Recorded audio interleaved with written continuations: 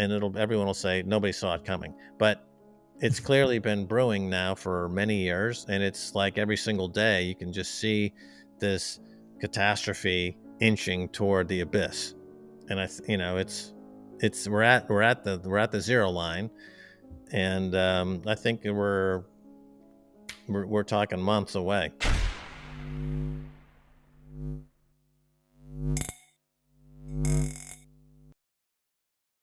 Today we have Max Keiser discussing the looming economic crisis that has been building now for years and believes that we're now months away from a catastrophic event. The collapse we're seeing of many countries' fiat money systems indicates that the situation is extremely dire. The recent inflation numbers are also a signal of these systems' instability and is surging as we speak. Keiser emphasizes that the repercussions are tangible, impacting people's ability to afford housing, food, and energy. He points out that not only is the economy spiraling out of control, the interest on US debt has now surpassed even the military's budget. He criticizes the failed promises of economic growth through trickle-down economics, and says that we instead watched an abundance of money printing and misallocated investments, contributing to capital disappearance. This pattern, involving trillions of dollars, has fed into an elusive financial void controlled by major accounting firms. Keiser predicts a transition to a Bitcoin standard, accelerated by waves of bank failures. He says hundreds of banks are insolvent and sustained by dubious accounting methods, which will be put on display as we start seeing more banking collapses in the months ahead. Let's get right into the latest interview with Max Keiser, as he gives his market prediction for the last part of 2023 and how Bitcoin will play a role in crypto, stocks, and financial markets worldwide. Don't forget to share your thoughts and comments down below, and leave a like if you enjoy the content we do here. Let's get right into the video. It's a global fiat money game, and you see different countries, their fiat money regimes are collapsing in real time, right? Argentina, in these countries like this, or Lebanon recently had a complete collapse, or central bank collapsed. Inflation is definitely an indication that your fiat money regime is in dire straits, and inflation is breaking out in a big way. It's not going to return to where it was before this latest inflation breakout. And inflation and the collapse of fiat money is here now. People are feeling it right now. And the quality of life all over the world is being impacted by it, and it's being impacted in the US. People can't buy a home, people can't afford food. Price of oil and energy is now starting to ramp back up again. So it's playing out right now, and the economy is completely out of control, right? So even the interest on the debt in the US is now over $1 trillion. So I think it's the biggest line item on the budget, bigger than the military. So there's, what we were told for decades was, trickle down economics or what have you. They're going to grow the economy, and the increased tax revenues, we're going to pay down our debt. That was the theory for years, that they're going to stimulate aggregate demand, and it's going to cause GDP growth, which will increase tax revenues, and we're going to pay down our debt. Well, that never, ever, ever happened, and predictably never happened. It was just about printing more money and a lot of malinvestment, that is to say, thieving going on, and the capital disappearing. Trillions of dollars just going into a global black hole controlled by the big four accounting firms, this floating casino that never pays taxes, which is now over $30 trillion in big, right? There is no coming back. There's always only two possible pathways. Either you enter into type of hyperinflation, or you're just going to default across the board and you go into a deflationary depression. So it's a depression in either way. It's either an inflationary depression, like you see in like a Zimbabwe, or it's a deflationary depression like you had in the 1930s. But either way, the quality of life is deteriorating, and it's doing so in the US in a big way. And there's nobody's coming forward with any solutions, because it's past having a solution.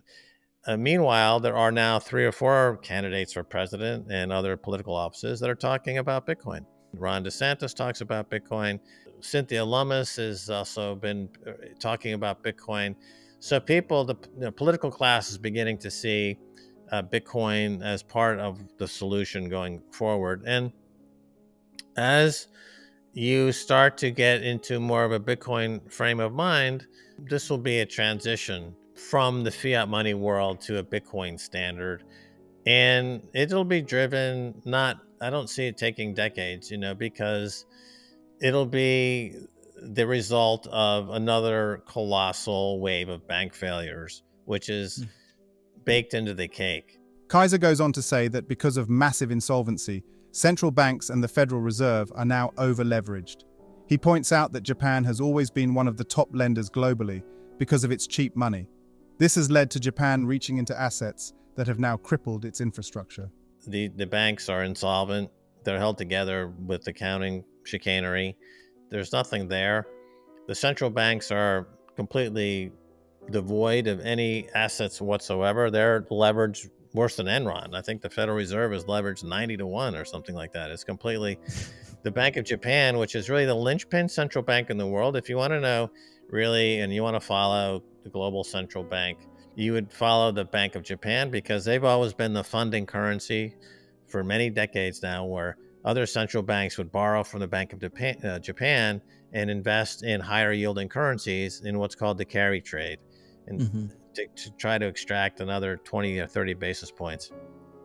The Bank of Japan has always been the cheapest source of funds, and because they've been tapping into their country's pension funds, which were overfunded by billions of dollars for many years, and they've kind of run out of that, and they've run out of that money, and they're going bankrupt. And now Japan, it looks like it's entering into default, and that will drag everybody else down with it.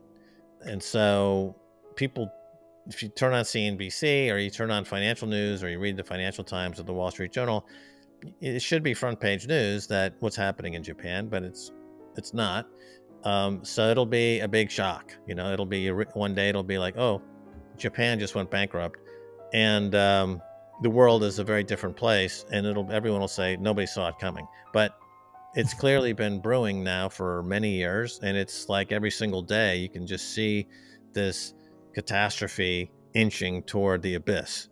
And we're at the zero line, and I think we're talking months away.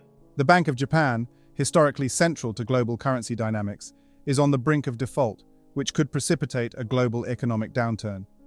Max foresees a looming economic catastrophe driven by collapsing fiat money systems, rampant inflation, and bank failures. He suggests that a transition to a Bitcoin standard might be on the horizon as the world grapples with the impending crisis as we head into the final months of 2023. He asserts that the promises made by the Federal Reserve and central banks have been hollow, leading to excessive money printing and a proliferation of poor investments. And with the aftermath of the recent inflation surge, Keiser says this will not lead to a return to the status quo. He argues that the economy has spun out of control, with the US facing a mounting debt crisis. Keiser presents 2 bleak possibilities: hyperinflation or a deflationary depression. In either scenario, the overall quality of life deteriorates. He notes the absence of viable solutions, indicating an even greater severity of the crisis. Interestingly, he points out how political figures are discussing Bitcoin as part of a potential solution, marking a shift towards a Bitcoin-centric financial framework. What do you think about the latest interview with Max Keiser? And what are your thoughts on his prediction for Bitcoin heading into 2024? Comment down below. Thanks so much for watching. Don't forget to hit the like button and subscribe for more content just like this. We'll see you in the next video.